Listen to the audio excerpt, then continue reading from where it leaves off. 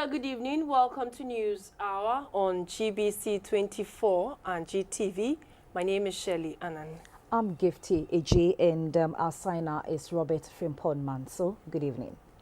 The opposition New Patriotic Party has reacted to comments made by the General Secretary of the National Democratic Congress, Mr. Johnson Assin, in response to their MPP's earlier news conference, in which the flag bearer Nana Akufo-Addo attacked the recent State of the Nation address presented by President John Mahama.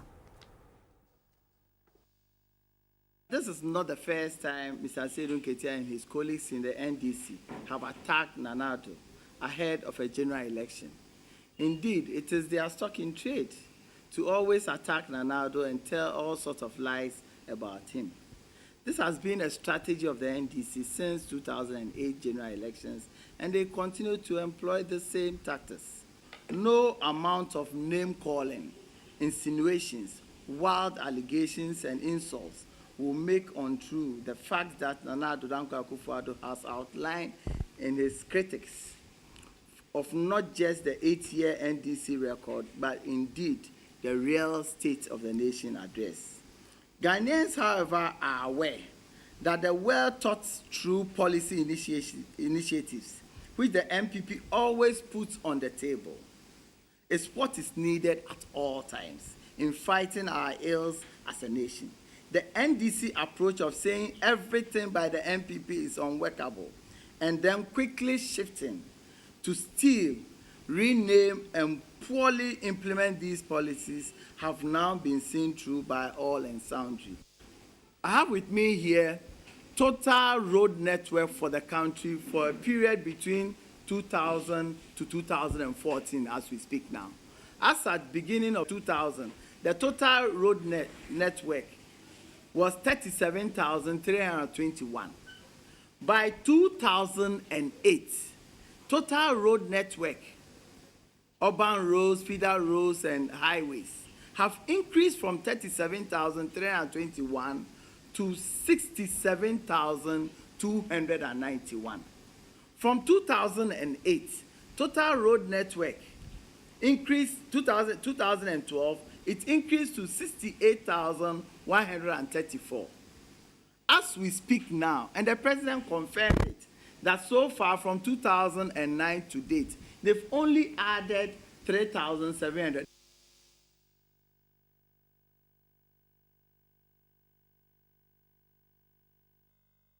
Monday, March 7 is a public holiday in view of the fact that 6th March 2016, which marks Independence Day, a statutory holiday, falls on a Sunday. President Mahama, by executive instrument, declared Monday, 7th March 2016, a public holiday. The public is hereby informed that Monday, 7th March 2016, has been declared a public holiday and should be observed as such throughout the country. And away from that story, Golden Star College of Education, an affiliate of the University of Education, Winneba, is now offering distance learning courses in early childhood education. The program awards a diploma after 3 years and certificate after a year. A ceremony to officially enroll the first batch of students has taken place in Kumasi. Golden Star College of Education is the first private teaching training college established to train teachers in early childhood education by distance learning. The school offers educational opportunities to senior high school graduates who are interested in the teaching profession and untrained teachers who could not join the regular teaching training college. It also provides professional courses for preschool teachers and healthcare centers. A total of 725 fresh students have been admitted to pursue diploma and certificate programs in early childhood education at the learning centers in Kumasi, Debiso, Jaboso, Atebubu, Kintampo, Sunyai and Tamale. The principal of Golden Star College of Education, Mr. Samuel Ansa, advised the students to take their studies seriously. The principal of the College of Technology Education of the University of Education, Winneba in Kumasi, Professor Reynolds Okey, emphasized the importance of early childhood. You must remember that the college you have chosen to study in and its partner, that is the University of Education, Winneba, are very much committed to developing excellent students to achieve the goals and targets for our very existence.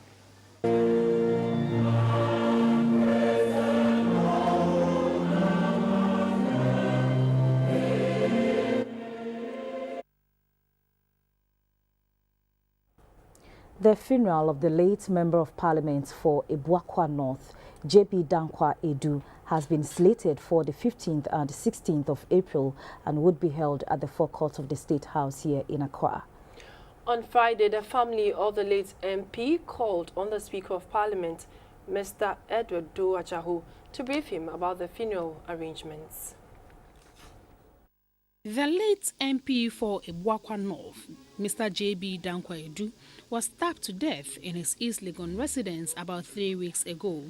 Around the time, the Speaker of Parliament, Mr. Doe-Ajahu, led a team to the family house of the departed colleague to sympathize with them. On that occasion, the Speaker entreated the family to officially inform Parliament when the funeral arrangements were made. The family of the late MP met with the leadership of Parliament on Friday.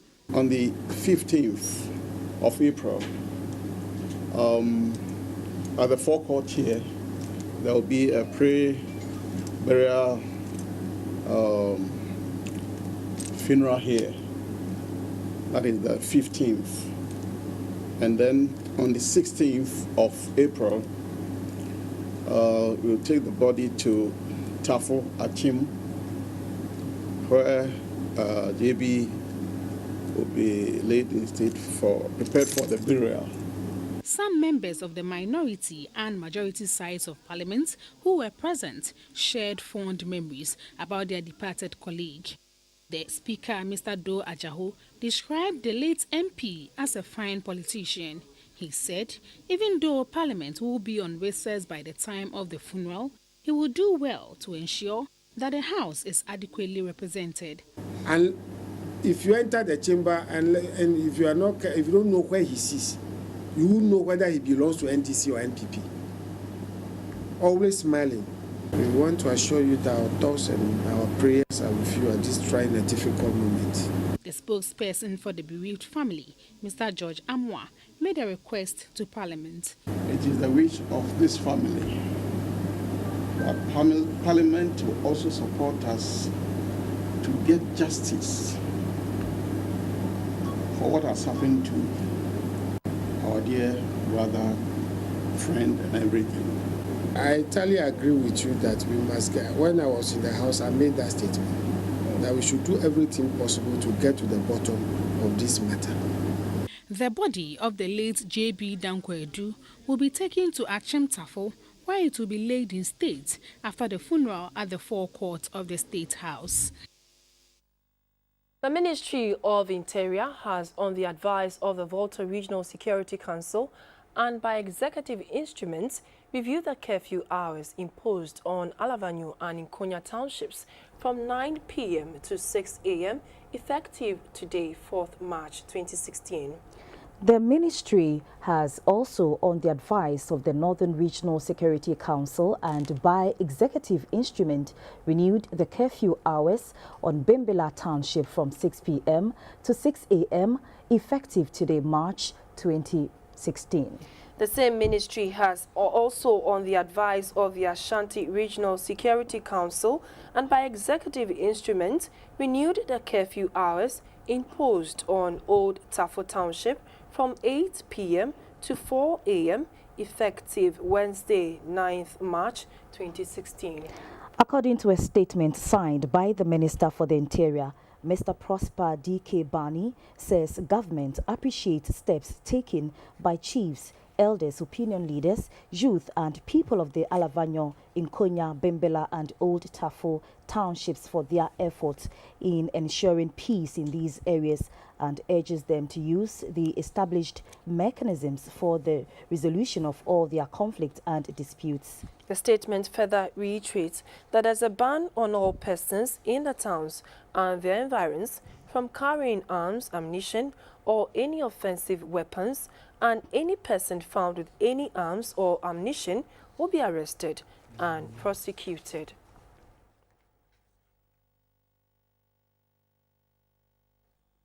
Now to the Ashanti region, there seems to be no end in sight to the spate of fire outbreaks in the country. Kumasi is in the news again as fire engulfed Yagola Hotel this afternoon. It took the timely intervention of the fire service to contain the blaze. Yagola Hotel belongs to ex-Ghanaian international footballer Anthony Yeboah. A couple of days ago, several stalls at Kumasi Central Market were razed down by fire, with the exception of the fire at the Central Medical Stores at Tema, which was blamed on Assin. No one has been fingered in the numerous fire outbreaks around the country.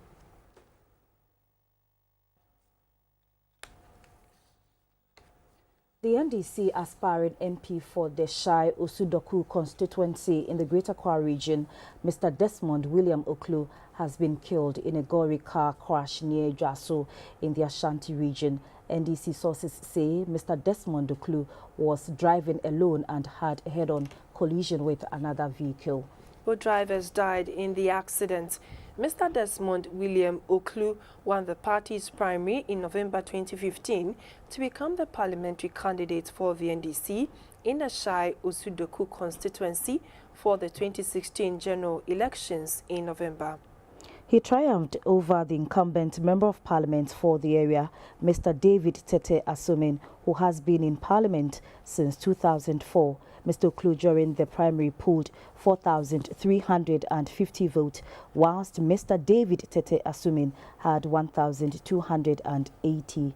Other aspirants in the race included the Director of the National Service Secretariat, Dr. Pesa White, who polled 3,189 votes, while Ebenezer Azakli had 393.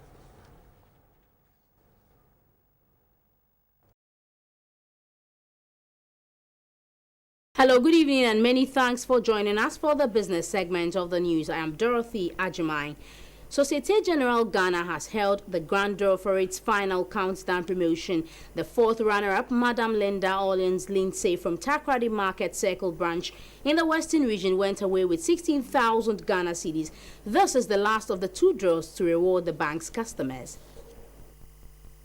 Societe Generale is one of the largest European financial institution services groups.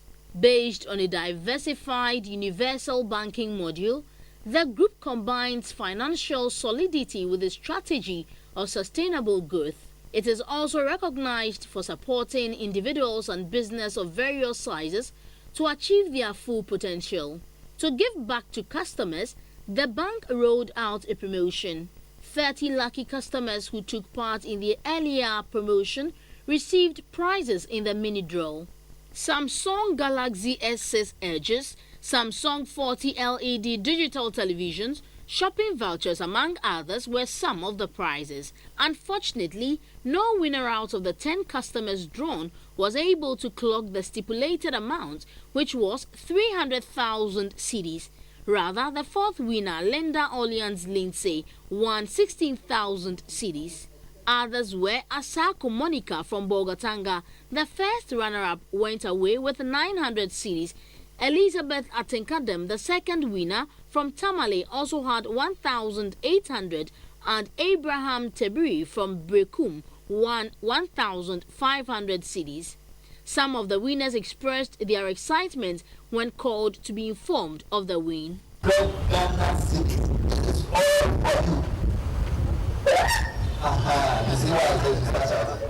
The Deputy Managing Director of Societe Generale Ghana, Mr. Francois Marshall, said the bank has adopted a strategy not only to satisfy customers but also to give world-class service.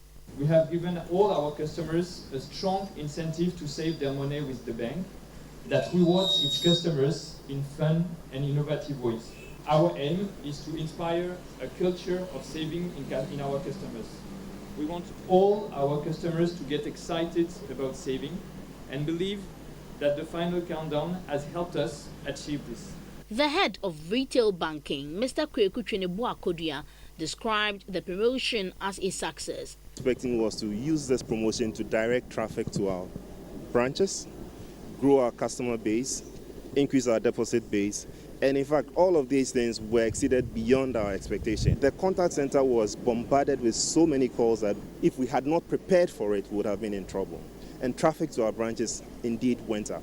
Management of Societe Generale Ghana is encouraging customers not to stop saving because the bank will come out with more innovative ways of rewarding them. Soil fertility, particularly in the country, is reported to be declining, thus raising concerns over food security. A survey conducted by the USAID and the Ministry of Finance show that the nutrients in Ghana's soil is getting bad. Some attribute the situation to farming practices such as overcropping. Agriculture is an important venture across the world, and Ghana is no exception. In 2014, the sector contributed about $2,639 million in foreign exchange earnings, representing 21% of the country's GDP. Agriculture production in Ghana, like many countries in sub-Saharan Africa, varies with the amount and distribution of rainfall, and soil factors also play an important role in the determination of agricultural output. As such, a good soil with favorable conditions produces higher yields for farmers. It is upon this that the government of Ghana introduced the fertilizer subsidy program in 2008 to encourage farmers to increase the use of fertilizer in food crop production. Following the implementation of the program, fertilizer use rates by farmers in Ghana was estimated to have increased from the lowest 8 kg to 10 kg per hectare in 2012. The survey was to assess the impact of the use of fertilizer in agriculture on the economy after its implementation.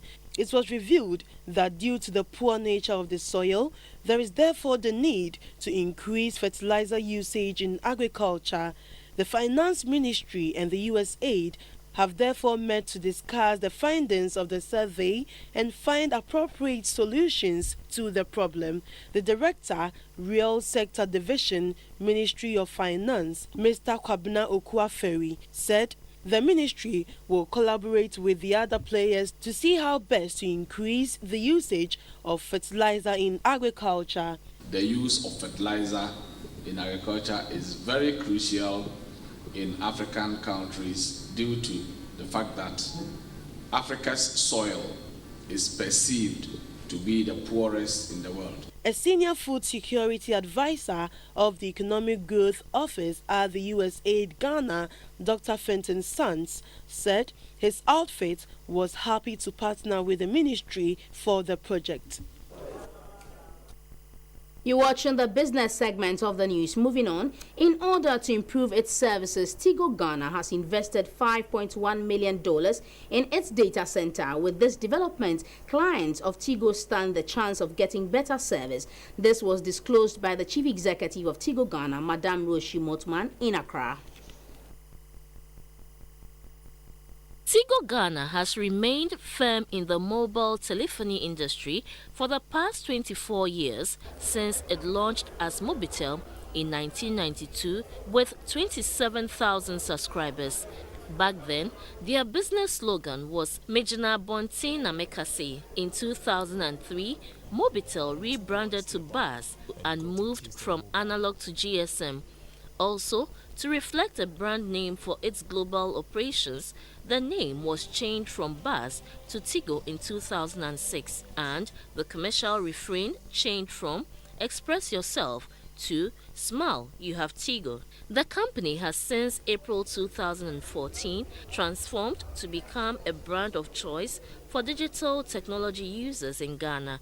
The chief executive of Tigo Ghana, Madam Roshi Motman, said the company has invested $5.1 million in its data center to improve its services. Last year we did a $5.1 million investment in a world-class Tier 3 data center that is on our premises today. It is also available for businesses if they would like to rent space in our data center. As part of our big network improvement program, the data center was key to us because previously we had data centers that was old and wasn't really fit for purpose for being able to accomplish the things that we want to do on our network today.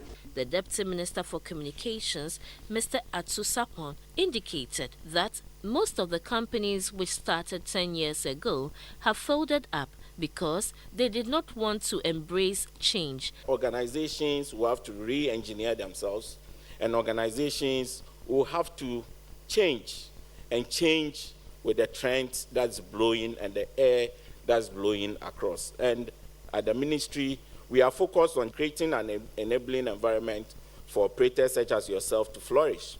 According to the National Communications Authority, its mobile subscriber-based figures show that Tigo Ghana witnessed an upsurge in the voice and data subscribers in January 2015. On the currency board, the cedi lost against the pound sterling and the euro. It lost a peso to the pound sterling to trade at 5 cedis 46 pesos. The currency also dipped by peso to the euro to trade at 4 cedis 22 pesos. However, it gained a peso to the dollar to close the trading week at 3 cedis 87 pesos. Up next is the board.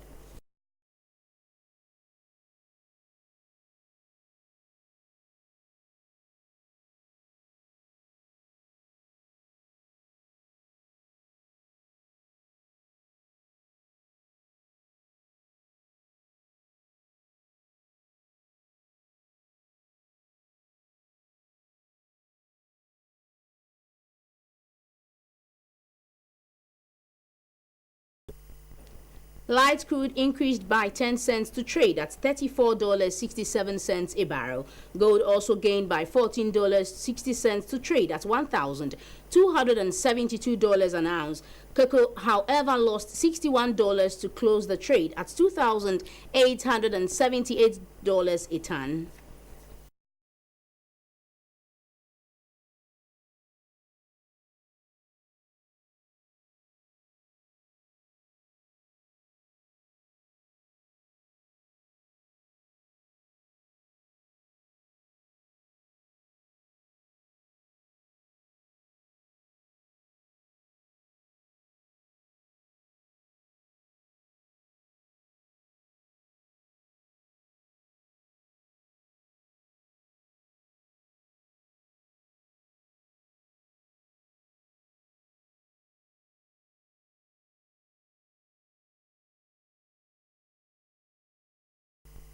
This segment was brought to you by Airtel, SIC and Ernest Chemist. Insurance news is next.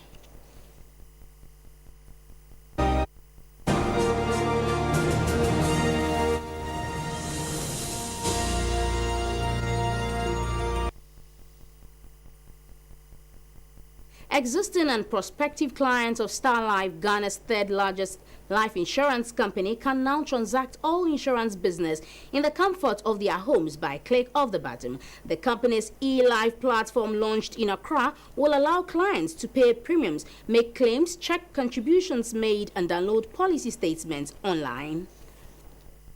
One key challenge that makes insurance unattractive to some is the stress associated with making claims, receiving claims, and checking policy statement. It explains why insurance penetration stands at a low of 2% in the country.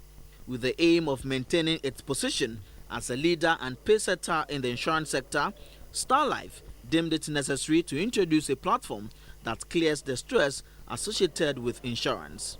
eLife is an online platform that grants persons who are insured the leverage to make requests for benefits, make part claims, check policy maturity date, and print policy statements without visiting the offices of Star Life. Clients can also make payments online thanks to the online platform of Star Life.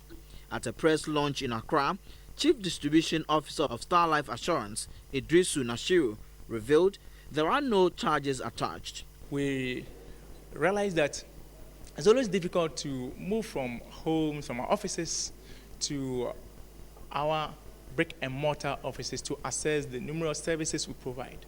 So decided to come up with the eLife platform so that our customers can sit in the comfort of their offices and be able to access, if it has to do with payments, if it has to do with any of the bouquet of products we have, if it has to do with inquiries that have to do with their statement or finding out, getting ledgers for payment and all that, they can do that with the eLife platform. He explained the login procedure. First and foremost, you need to register, and then you log into the starlife.com.gh/web portal registration platform, and then you fill out the details below, and then submit the information to StarLife, and StarLife would create and login details, and you're on. Managers of StarLife say client transactions are secured, given that the platform is powered by a leading mobile money provider in Africa. With eLife, StarLife Assurance, currently the third largest insurance company in Ghana, hopes to move to the #1 spot in the years ahead. At the moment, the company insures over 600,000 clients nationwide. The insurance news was brought to you by SIC Live. We have more news coming up. Please do stay. Now do some health news. The Ghana Health Service and the World Health Organization, WHO, are working together to educate the public on the Zika virus in the country. This follows the declaration last month of the virus as a public health emergency of international concern by the World Health Organization, WHO. The virus has spread to more than 20 countries in the Americas. The unprecedented outbreak of the mosquito-borne disease is causing fear in the affected regions. While the effects are generally mild, the greatest concern is about a strongly suspected link with brain defects in babies. Zika is spread by the Aedes aegypti mosquito, which is most active during the day. It is thought that the virus can persist in semen for 2 weeks after a man recovers from an infection. In February, it was declared as a public health emergency of international concern by the WHO. There have been 2 suspected cases of sexual transmission, but the risk of spreading the virus through sex is very low. Most infections do not result in symptoms, but they may include fever, joint pain, itching, rash, red eyes, headaches, muscle pain, and eye pain. The WHO representative in Ghana, Dr. Owen Kalua, says the WHO is collaborating with the Ghana Health Service to educate the Ghanaian public on the Zika virus. There is need for concerted efforts globally to address the problem of Zika virus disease and to do studies to establish the linkage with the birth defects that were observed in children. WHO had gave guidance in terms of strengthening surveillance so that should cases of Zika virus be there, they should be picked. Also gave guidance in terms of responding to it. In places where this disease is occurring, to strengthen control of the mosquitoes. It is estimated that more than 4,000 cases of Zika infections are in Brazil alone, where babies born with abnormally small brains and where the transmission of the Zika virus from mother to child is suspected to be the cause. A new research also gives the first evidence that Zika virus might cause a severe neurological disorder called Guillain-Barré syndrome. The study was carried out using blood samples from 42 patients who became ill in a previous outbreak. Figures from the WHO show that Brazil, Colombia, El Salvador, Suriname and Venezuela have all reported increased numbers of cases of the syndrome in recent weeks. Research is underway to find a vaccine for the disease. So in health, the Danish International Development Agency, Danida, has ended its support to Ghana's health sector after 22 years. Speaking at a meeting in Accra, the Danish ambassador said Danida is confident Ghana now has what it takes to gradually improve the health sector amidst the numerous challenges. Ghana has gained lower middle income status and has the potential to become an emerging economy in Africa. According to Danida, the health system is in good condition now. For instance, under 5 mortality, maternal mortality, and the prevalence of underweight among children below 5 have been halved. The National Health Insurance Scheme also plays an important role providing access to health care for especially the poor. Denmark has been supporting Ghana's health sector since 1994. It has trained 71 Ghanaians in Master of International Health in Denmark and other people in a number of short training courses. Throughout the years, Danida has advocated for a strong pro-poor focus and advocated for primary health care interventions aimed at the poorest Ghanaians in the most remote areas and with the highest mortality rates. Since the first health sector support program, the assistance has gradually moved from a project approach to sector-wide approach as well as sector budget support SPS. Danida is now convinced that things will work out in the health sector in Ghana without their support and participation. We'll spend our money for development cooperation in poorer countries which have not yet reached middle income status as Ghana has. We are gradually phasing out of our development cooperation also in other areas. The health sector program was the first one where we stopped funding, or where we will be stopping funding by the end of this year. We'll continue in other areas until 2020.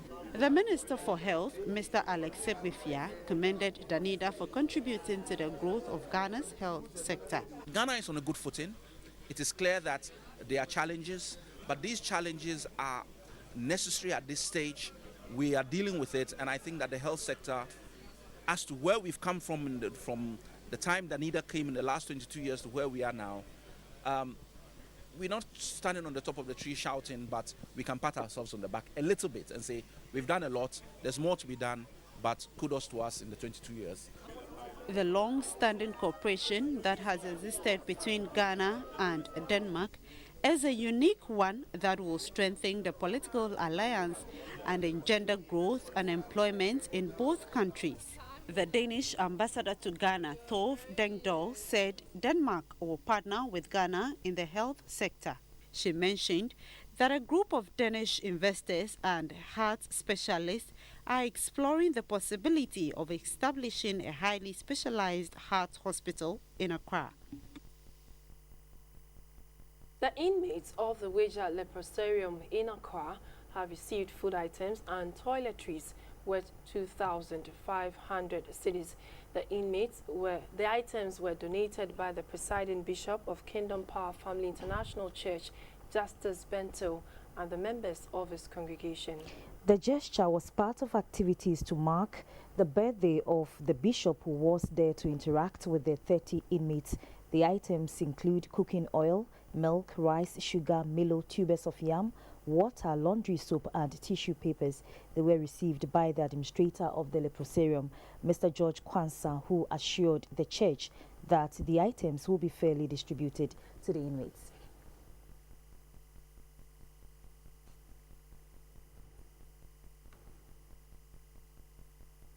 And that was the health news brought to you by FPAC. We take a break, and when we come back, the international stories will be next. Please stay. Welcome back. We now take you around the world. 4 cattle markets in northern Nigeria where stolen animals were allegedly being sold to finance the Boko Haram Islamist insurgency have been shut down. Borno State Governor said insurgents are using unscrupulous middlemen to sell stolen cattle. Trade was suspended about 2 weeks ago at Gamboru Cattle Market, one of the biggest in Africa. Boko Haram has stolen thousands of cattle in Nigeria and nearby Cameroon. The group's 6-year insurgency has led to the death of some 17,000 people, destroyed some 1,000 schools, and displaced more than 2 million people. The suspension of the cattle trade has affected businesses in a region already battered by Boko Haram's deadly campaign to establish an Islamic state. 3 cattle markets have also been suspended.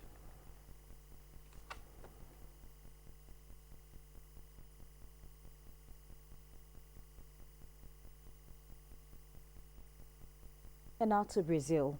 Luiz Inácio Lula da Silva, Brazil's former president, has been detained in the city of Sao Paulo for questioning amid a sprawling corruption probe centered on the state-owned oil giant Petrobras. The police searched Mr. Lula's home and offices linked to him, including his non-profit organization, as well as houses of his family members. The police were said to be acting on a warrant that requires the former president to answer their inquiries as part of an investigation dubbed Operation Car Wash. Officials said detentions and searches of properties had taken place in 3 states as police deepened their investigation into a vast embezzlement and bribery conspiracy centered on Petrobras. About 200 federal police and 30 auditors served 44 warrants, including 33 warrants for search and seizure and 11 for detention for questioning. Lula served as Brazil's president from 2003 to 2011.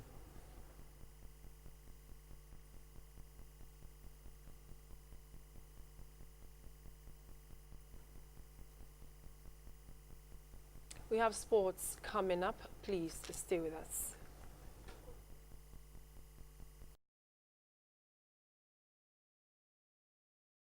Hello, let's update ourselves from happenings in the world of sports. I'm Theophilus Sampa. We are being powered by JPS, Tornado Betters, and Lunat. The captain of the national beach volleyball team, Seidu Ajanako, has promised to pick one of the tickets for the upcoming Rio Olympic Games. The final qualification process will take place in Tunisia between the 2nd and the 20th of May this year. As part of preparations for the last round of qualifiers for the Rio Olympic Games in May, Ghana sent 2 of the best players to participate in an 8-nation tourney in Algeria. The tournament was dubbed the Sahara Invitational BVB Tournament. Countries that participated included Algeria as the host, Niger, Mali, Morocco, Tunisia, France, Ghana, and the Algerian Army team. The Black Spikers started strongly by beating Niger, Morocco before losing to eventual winners Tunisia in the grand finale. Back home, the players say they've learned valuable lessons. It was really a great trip, and we played our heart out, you know. Basically, it's like pre-Olympic tournament that we went to play, you know. So we went to size each other, and I have a great feeling that we make Ghana proud. We can go to Rio, you know. So cross my fingers, you know, we can make it to Rio. The challenges we face, which you are aware, the financial backing, because it's really limiting our ability to train more to become Africa. We can become Africa champions because out of nothing, we've chalked so many laurels. It was okay, and whatever we saw over there was on it's a standard. The preparation, everything was great over there. And I think through what I saw over there, I have more training to do so that I can qualify to the Olympics, which I know we will always qualify. You know, beach volleyball, we learn from each other. I copy some from my senior one here, and some also copy from me. So I copy a lot over there, and I know my mistakes now, so I'm still on it, working out for that. The Black Spikers say they are poised to go for the final round of qualifiers well armed. The competition will take place in Tunisia from the 2nd to the 20th of May this year.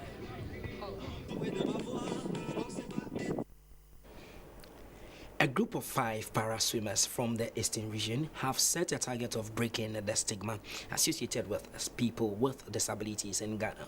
The swimmers say they want to contribute to their quota to Ghana's drive towards achieving medals on the international stage.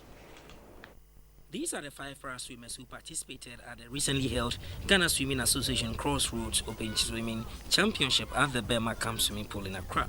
The 5 are Joseph Amugi, Joseph Entiu, Richard Dembeki, Eric Lati Anan, and Paul Mensah. They are based at Nsawam in the eastern region of Ghana. They train in the Adrojiri Zongo River twice a week. They tell GBC24 that they want to change the perception that some people have about them. The river side too is very dangerous for us now to go. So we go to the night and train. And the water, the way it smells, and it's not easy. We are ready to raise the flag of Ghana high in disability sports issues. So, like the way we did, that was our first time, but the way I swim, I had second position, but without the training, if we are to fed up to go and compete with the other country, and without the training, I will see that if we go there, we will defeat. So that's why I want to plead. I'm pleading for Ghanaians to look at our face and help us. Being their first time swimming in a pool with able-bodied swimmers, these lads say they've been motivated to work extra hard to prove critics wrong.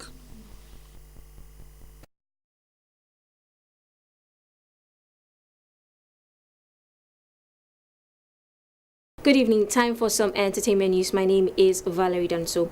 The life of a normal teenager has been transformed into that of an international celebrity when he was picked to play the role of a child soldier in the Hollywood-produced movie Beast of No Nation.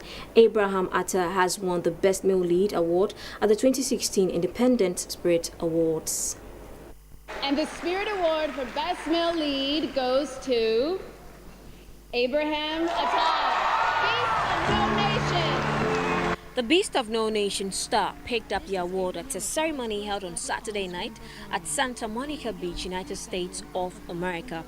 The Spirit Award will be Abraham's third award since he started active acting in 2005, starring alongside Idris Elba in Beast of No Nation. He won the Marcello Mastroianni Award for Best Young Actor at the Venice Film Festival 2015, Rising Star Award at the Black Film Critics Circle BFCC. On the night, Idris Elba won Best Supporting Male Award for his role as commander of the mercenary unit that recruited child soldiers for a war in West Africa. The Arts Desk caught up with Abraham at the Kotoka International Airport shortly after he touched down after his historical week on the red carpet. Abraham told us how he is dealing with his new status. Well, I'm just a normal guy. Well, during the shooting of the movie, I didn't have anything in mind that I was going to Hollywood. He said he would not have a problem combining acting and school. Mostly I deal with school because education is the key to success. Acting was not my dream. My dream was like to be a musician.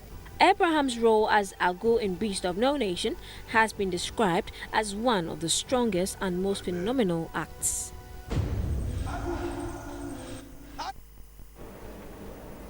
The Vice President, Mr. Kwesi Emiso-Arthur, has charged young international award-winning actor Abraham Atta to strive for more excellence in his chosen field. This was revealed when the actor paid a courtesy call on him at the Flagstaff House. Abraham in the past days has been trending on social media after winning Best Male Lead at the 2016 Independent Spirit Awards and presenting at the Oscars last weekend. Already, Abraham has received congratulatory messages from the President, Mr. Mahama, and a host of others. Interacting with the Vice President at the Flagstaff House in Accra on Friday, the young actor revealed that he was surprised to hear that he has won the award. Ghana for supporting me through this journey, and thank you to my parents. I forgot to thank them during the Independent Spirit Award because I thought I was not going to win, so I didn't write any speech down, so I forgot to thank them. It happens to all of us. Yeah. We forget these things when the cameras are there. Sometimes you're a little nervous. But I hear that you were very natural in front of the camera. You were not afraid. You acted fantastic. So how did you? Were you taught some acting at home? Something? Yeah. When I got after the audition, I was having an acting lesson with a white lady called Zoe Martinson for I think 1 month or 3 weeks, yeah. So that helped you? Yeah, that helped me to bring it out. Vice President Emiso-Arthur praised Abraham and urged him to strive for excellence. Abraham, a pupil of Cape Coast Montessori School, made his first debut in Beast of No Nation, playing the role of Agu, a child soldier. He has also starred in a new movie titled Out of the Village. The new movie was shot in Ghana with a local cast and crew. Out of the Village explores the social and cultural impact of the Ebola epidemic from the perspective of an orphaned brother and his sister. Abraham has won 4 major awards, including Marcelo Mascheroni Award for Best Young Actor at the Venice Film Festival 2015, Rising Star Award at the Black Film Critics Circles BFCC, and the Best Male Actor at the Independent Spirit Awards. The Deputy Minister for the Ministry of Tourism, Culture and Creative Arts, Jifago Mashi, has congratulated some celebrities in Ghana for flying the flag of Ghana high on the international showbiz scene. She was a guest on iBlogger, a social and current affairs program on GBC24. Here are highlights. There's this young fellow, Ibrahim Atta, who has done so well for himself and for our country. I'd like to also use your platform to acknowledge Sarkodie. He was in the Harvard Business School talking to the young people. I thought that was great. Rocky Dawuni, Clean Cook Stove ambassador, and also was nominated for the Grammys. Stone Boy has done some good work. Black Rasta recently was in Zimbabwe. He has been honored with tourism ambassador for that country. Reggie Amboli did some great work in the X Factor. The X Factor, and so it just means that we are in a good place right now to run with opportunities that are available.